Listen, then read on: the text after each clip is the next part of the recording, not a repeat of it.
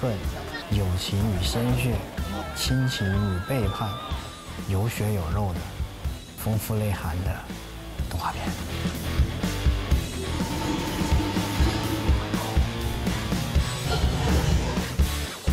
有人说是讲的是人性，我认为讲的应该是成长吧。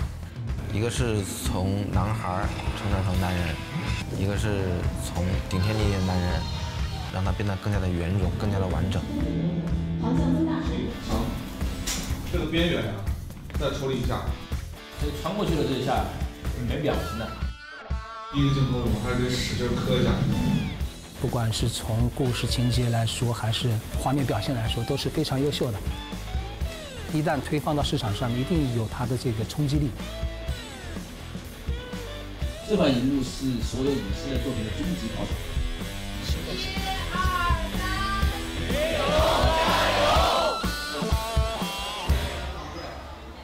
那您认为《玲珑》是一部怎样的动画？哇，这个问题对我来说好难呀，可以跳过吗？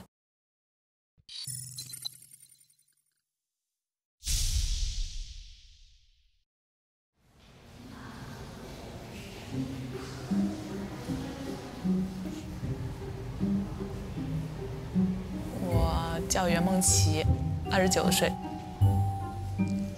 我没转行之前是给艺术家做助手的。油画系毕业的袁梦琪，2年前加入了艺画开天做场景原画师。玲珑是他工作后的第一个动画项目。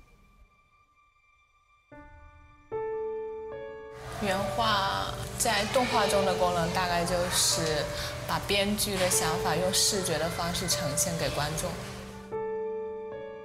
一般给我一个很简单的文字描述，就先会画一个简单的氛围图吧。那边编剧组看了之后，可能也会有稍微的小改动，根据这个场景，然后就是大家互相交融吧。原画师们将文字构建的玲珑世界转化为静态的视觉呈现，在这样的基础上，分镜师就可以让剧情动起来了。